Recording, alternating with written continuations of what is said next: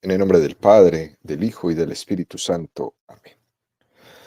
Ven, Espíritu Santo, y llena los corazones de tus fieles y enciende en ellos el fuego de tu amor. Envía tu Espíritu Creador y se renovará la faz de la tierra. Estamos estudiando el Catecismo de la Iglesia Católica, su tercera parte, la vida en Cristo, segunda sesión, los 10 mandamientos, capítulo segundo. Amarás a tu prójimo como a ti mismo. Artículo sexto, el sexto mandamiento. No cometerás adulterio. Habéis oído que se dijo, no cometerás adulterio. Pues yo os digo, todo el que mira a una mujer deseándola, ya cometió adulterio con ella en su corazón. Continuamos subiendo el monte Sinaí de la mano de Moisés a recibir allá arriba los 10 mandamientos. Son 2.285 metros que mide el monte Sinaí y el catecismo dedica 505 números al estudio de los 10 mandamientos. Es decir, subiremos 4 metros del monte Sinaí por cada número del catecismo que estudiemos. Hoy nos encontramos en el metro 1136 de altura. El día de hoy vamos a profundizar en los números 2336 y 2337 con el estudio del tema que tiene como título La vocación a la castidad. Número 2336 del Catecismo de la Iglesia Católica dice: Jesús vino a restaurar la creación en la pureza de sus orígenes. En el Sermón de la Montaña interpreta de manera rigurosa el plan de Dios. Habéis oído que se dijo, no cometerás adulterio, pues yo os digo, todo el que mira a una mujer deseándola ya cometió adulterio con ella en su corazón. Mateo 5, 27, 28. El hombre no debe separar lo que Dios ha unido. Mateo 19, 6. La tradición de la Iglesia ha entendido el sexto mandamiento como referido a la globalidad de la sexualidad humana, no solamente a un punto, sino a todo el hombre. Esto ya lo explicamos en los números anteriores. Y llama la atención, queridos amigos, que a Jesús se le llame restaurador. Cuando se restaura algo, lo primero que se hace es todo un trabajo de limpieza, de quitar la suciedad, aquello que se le ha ido pegando, que se le ha ido añadiendo sucio, negro, contaminado a una pintura, por ejemplo. No sé si recuerdan cuando se restauró hace un par de años la Capilla Sixtina ahí en el Vaticano. La noticia más grande en la restauración de la Capilla Sixtina fue la sorpresa de descubrir los colores originales vivos que Miguel Ángel había puesto en esta pintura. Incluso cuando se está ahí en la Capilla Sixtina, los restauradores dejaron un pequeño cuadro ¿eh?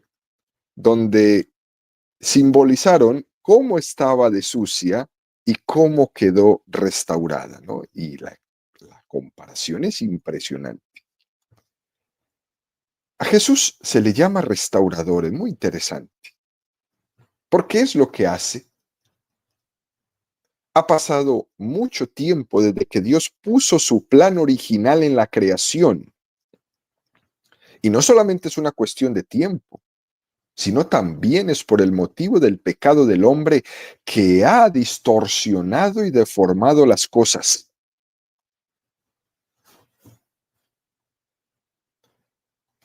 Lutero, en la Reforma Protestante, él afirmó que el pecado original había corrompido totalmente la naturaleza. Por eso el mundo protestante rechaza la razón como un medio para llegar a Dios. Y Lutero llamó a la razón la gran prostituta.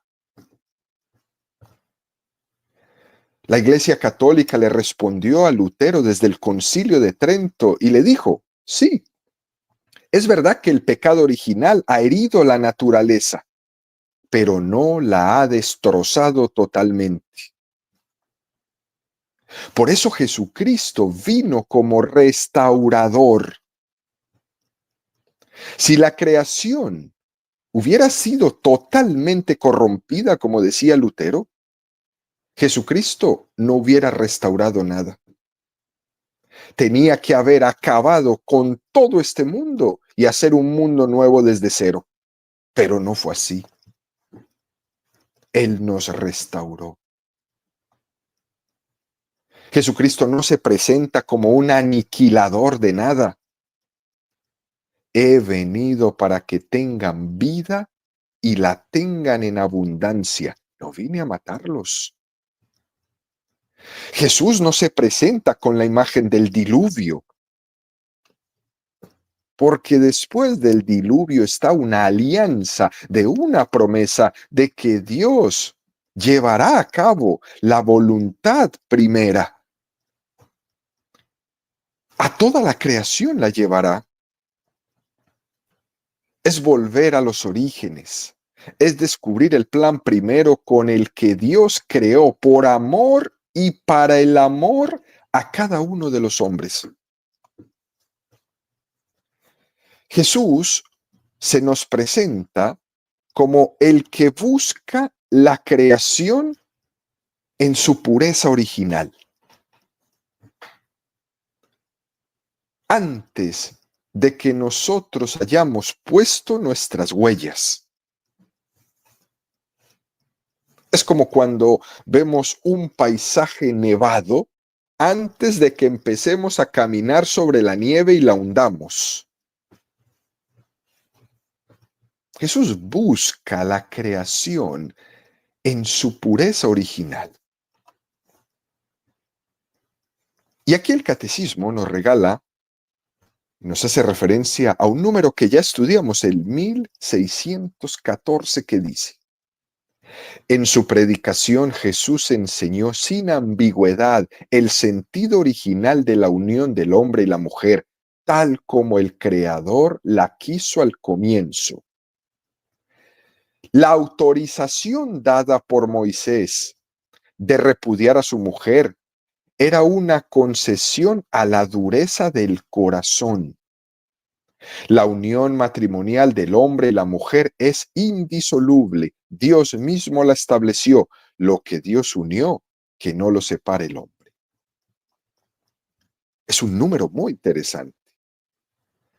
En el plan original, la sexualidad tenía claramente una finalidad que era doble.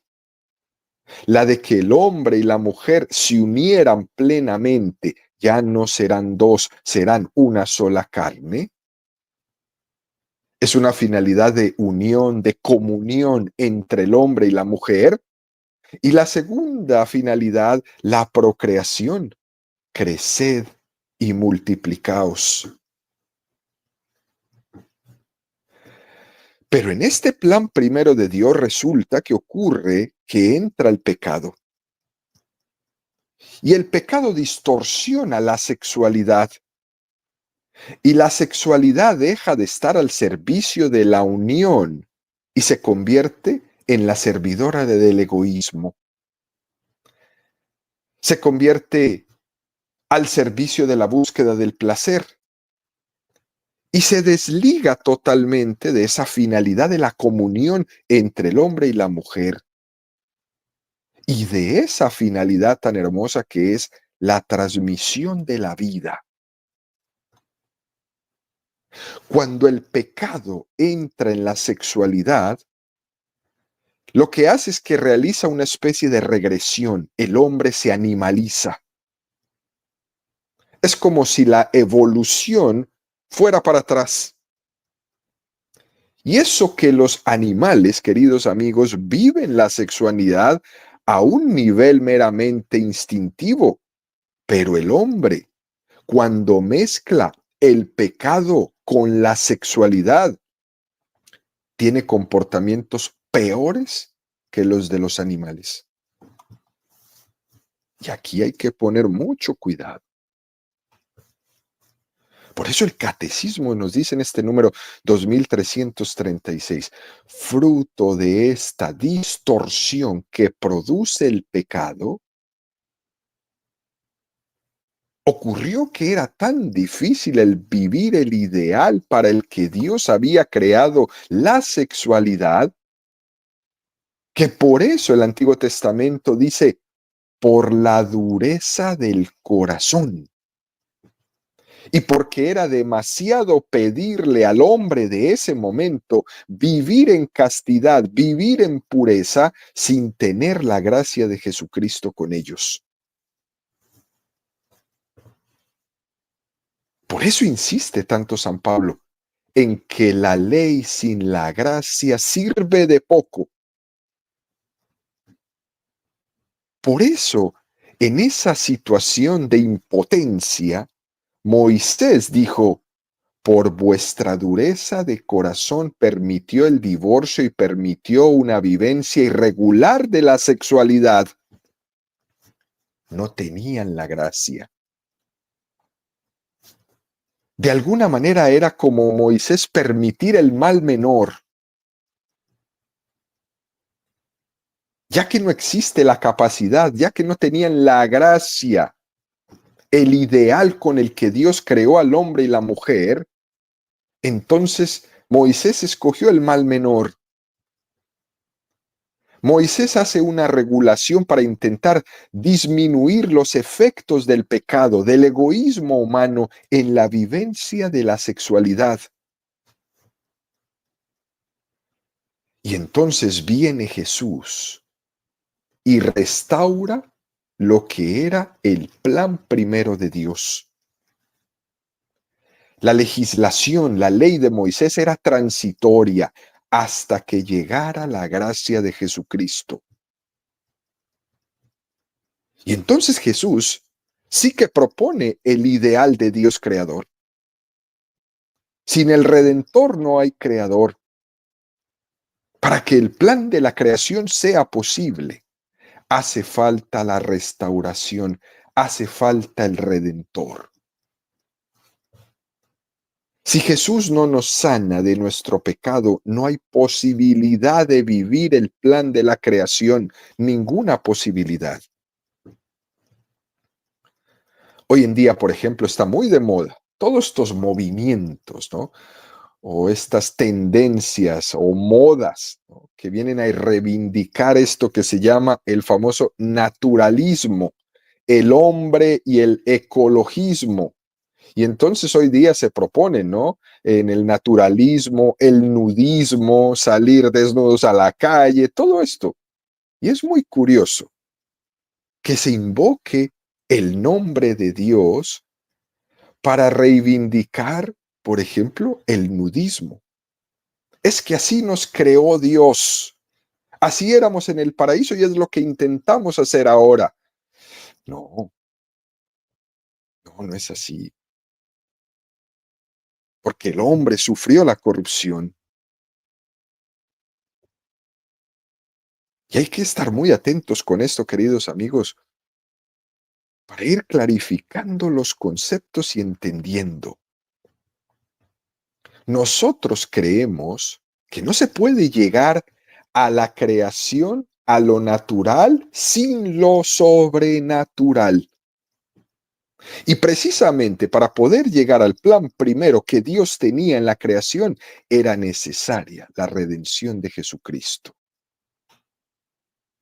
Todos estos movimientos, grupos, personas que pretenden ser naturalistas sin haber aceptado la redención de Jesucristo, pretenden hacer en sus vidas un salto que es imposible. A razón de esto, Chesterton tenía una frase muy interesante. Si quitas lo sobrenatural, no te quedas con lo natural, sino con lo antinatural. Y es lo que estamos viviendo hoy día. Muchas personas corriendo y volviéndose antinaturales.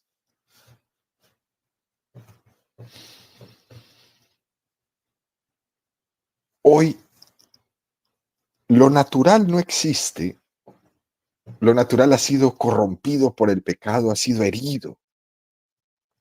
Por tanto, lo natural lo encontramos después de la redención de Jesucristo y restaurado el plan primero de Dios. Fíjense, queridos amigos, esos pasajes que nos narra la Sagrada Escritura en el libro del Génesis, cuando Adán y Eva, después de haber cometido el pecado original, se dan cuenta de que están desnudos y se esconden, Yahvé va a su encuentro y les dice: ¿quién te dijo a ti que estabas desnudo? Es decir, antes del pecado, la desnudez, la naturalidad del cuerpo desnudo no era ningún problema, era absolutamente natural. Pero ha sido el pecado el que ha distorsionado lo que era natural. El cuerpo desde ahí pasa a ser un problema, una tentación, un provocador de pasión. Al inicio no era así. Al inicio ese cuerpo era el ícono del alma. Y el pecado a ese ícono del alma lo convirtió en provocador de pasiones.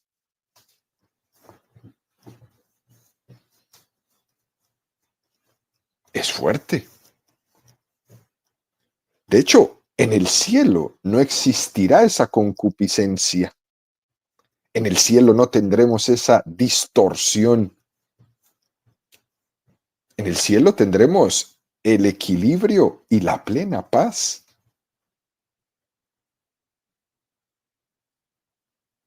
No este problema tan grande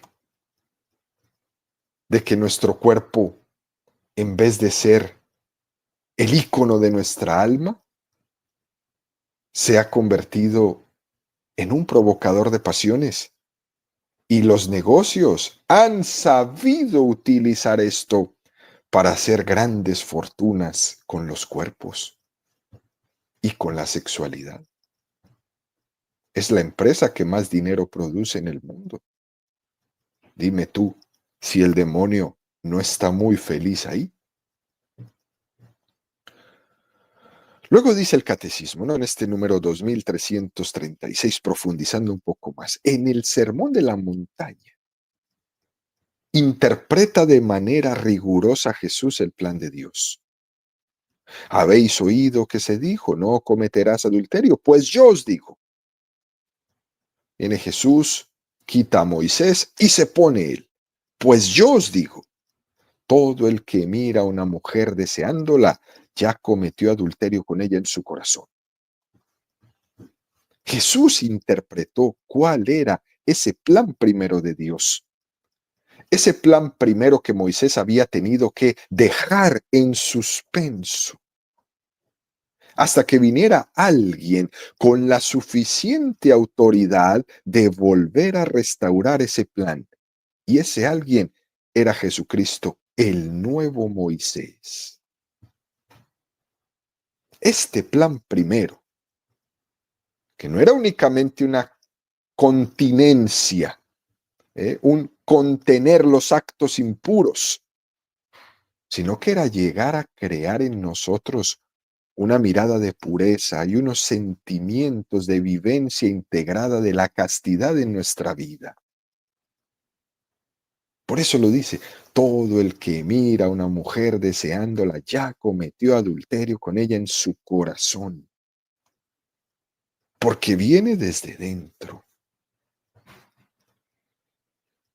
Y este pasaje del Sermón de la Montaña nos recuerda otro pasaje del Evangelio de Mateo 15, 16, 20.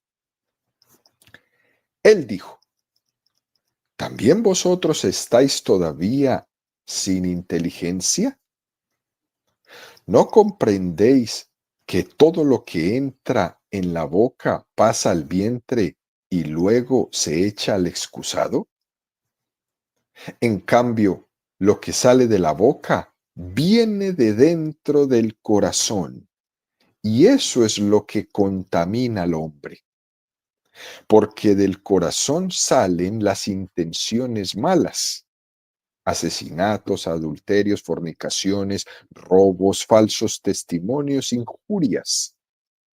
Eso es lo que contamina al hombre, que el comer sin llevarse las manos no contamina al hombre, sin lavarse las manos no contamina al hombre. Jesús nos está haciendo una referencia a que los actos exteriores son expresión de la interioridad del hombre. A Jesús no le interesa una amoralidad que únicamente se preocupe de la exterioridad. Él quiere que las obras sean expresión de la interioridad del hombre. Por eso en la moral católica existen los pecados capitales. Por eso la Iglesia le da tanta importancia. La lujuria, la gula, porque hacen referencia a ese ir al interior del corazón del hombre, porque es desde ahí donde brotan los actos concretos. Por eso hay que ponerle mucha atención a los pecados capitales, tenerlos ahí bien presentes. Porque los pecados capitales son disposiciones interiores pecaminosas que vienen del corazón y que nos provocan a hacer actos concretos. Y Jesús por eso vino y predicó que el hombre necesita, para ser un hombre nuevo, un corazón nuevo. Según su corazón. Necesito un corazón nuevo. Señor, dame un corazón nuevo. Un corazón que esté habitado por Dios. Un corazón desde donde brote la bondad. Un corazón que sea imagen del corazón de Jesucristo. Tened entre vosotros los mismos sentimientos de Cristo, el cual, a pesar de su condición divina, no hizo alarde de su categoría de Dios. Ese es el corazón nuevo que necesitamos. Jesucristo no se contenta con que nosotros no hagamos cosas malas. Eso es lo mínimo. El Señor quiere que nuestras obras partan de un corazón misericordioso donde habite la caridad, donde habite el amor. No simplemente que nos limitemos, como dice hoy día la gran cantidad de gente, es que yo no le hago mal a nadie, pero no haces bien. Pero no le haces bien a nadie. Yo sé que no le haces mal a nadie, pero no le haces bien. Que sea el Espíritu Santo el motor de nuestras acciones. Ahí es donde tenemos que llegar. Ese es nuestro ideal. Y aplicando esto al tema de la pureza, dice Jesús, habéis oído que se dijo, no cometerás adulterio, pues yo os digo, todo el que mira a una mujer deseándola, ya cometió adulterio con ella en su corazón. Es desde dentro. Incluso Juan Pablo II, en una de sus catequesis, comentando este pasaje, dijo algo que conmocionó el mundo entero. Dijo el Papa, ¿podría ocurrir que alguien, desde estas palabras de Jesucristo, estando casado, cometiera adulterio con la propia mujer? Por mucho que esté casado, la manera de vivir la sexualidad con su mujer sea absolutamente egoísta o no respetuosa. Y grupos enteros se le echaron encima por estas palabras que dijo el Santo Padre, un escándalo total.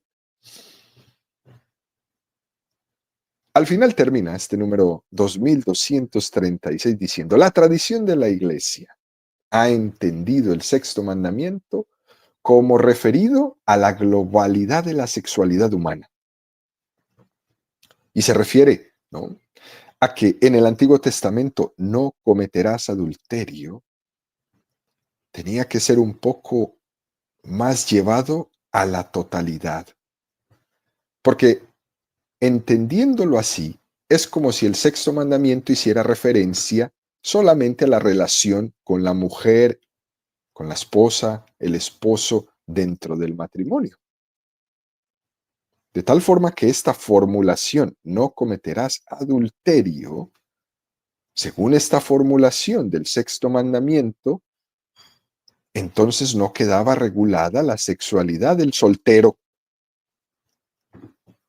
Y la interpretación que ha hecho la Iglesia de esto es que el sexto mandamiento hace referencia a la sexualidad de los casados y también de los solteros. En nuestra cultura somos muy dados a entender que el adulterio es una falta de respeto a tu mujer o a tu marido.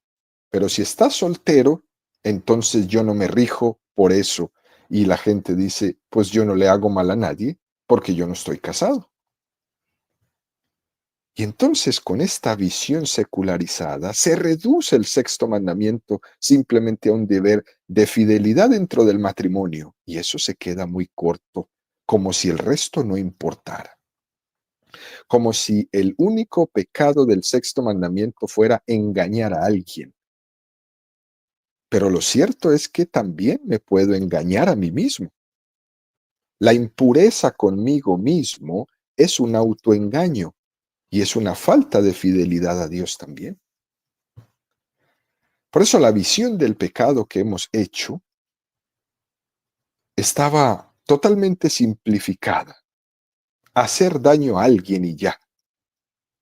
Y nos olvidamos que el primer alguien al que se refiere es a Dios y es a mí mismo. Y de aquí entonces el catecismo nos invita a dar un paso más. En el número 2337 que dice, la castidad significa la integración lograda de la sexualidad en la persona. Y por ello, en la unidad interior del hombre en su ser corporal y espiritual, la sexualidad en la que se expresa la pertenencia del hombre al mundo corporal y biológico, se hace personal y verdaderamente humana cuando está integrada en la relación de persona a persona, en el don mutuo total y temporalmente ilimitado del hombre y de la mujer. Un número muy hermoso, donde nos habla de la virtud de la castidad. Y nos dice que esta virtud de la castidad entraña la integridad de la persona y la totalidad del don que eres. E intenta el catecismo explicar qué es la castidad, porque nosotros solemos tener un cierto problema para entender lo que significa eso de castidad y lo confundimos con el voto de castidad que hacen los religiosos. Cuando se habla del voto de castidad, es como si solamente afecta a los curas, ¿no? A los religiosos, como si el matrimonio cristiano no se viviera en castidad, como si la castidad en el matrimonio fuera la renuncia de la sexualidad, y eso no es verdad. La palabra castidad, en su sentido moral, significa que igualmente casto tiene que ser el casado, el religioso, los novios, los solteros. Porque resulta que la castidad es una virtud, como es la virtud de la humildad, como es la virtud de la paciencia. Todo el mundo tiene que ser humilde, cada uno en su estado de vida, pues igualmente todo el mundo tiene que ser casto en su estado de vida. Por eso lo define el catecismo de una manera tan hermosa. La castidad es la integración de la sexualidad en la persona. Es la vivencia de la sexualidad conforme al plan o vocación que Dios me ha dado. Ahí está la clave. Por tanto, una forma es la de vivir la castidad, el casado, Otra forma es la de vivir la castidad, el religioso. Otra cosa es la de vivir la castidad, los novios. Es lo que dice este número 2337 el Catecismo. La virtud de la castidad, por tanto, entraña la integridad de la persona y la totalidad del don. Uno de los dramas que padecemos hoy día es justamente la falta de integración de la sexualidad en nuestra vida, que tenemos como si estuviera divorciado de nuestra vida. Cuando vivimos la sexualidad como impulsos que no controlamos, ahí está fallando algo. Porque la sexualidad no es como un estornudo que yo lo puedo controlar tapándome la nariz. Tiene que ser conducida dentro de la vocación concreta que Dios te ha dado. El esposo como esposo, la esposa como esposa, el religioso como religioso, el novio como novio, el soltero como soltero. Cuando la sexualidad está integrada, se hace personal y verdaderamente humana, cuando está integrada esta relación de persona a persona, en un don mutuo total y temporalmente ilimitado del hombre y de la mujer. Fíjense qué cosa tan interesante. Es decir, que la sexualidad tiene un lenguaje de totalidad. Es una donación de totalidad. Lo que quiere decir es que los signos de cariño y de amor que tienen unos novios o los que tienen unos esposos son signos de amor distintos. Porque los novios no deben de expresar su amor en totalidad del acto sexual, no deben, porque ellos no se han dado totalmente uno al otro. Eso es lo propio de los esposos. Y en segundo lugar, porque hay una donación total y temporalmente ilimitada. Qué cosa tan bella. Y se refiere a que uno no se entrega sexualmente a otra persona por un cierto tiempo, sino que la sexualidad tiende a la totalidad y a ser eterna en el tiempo.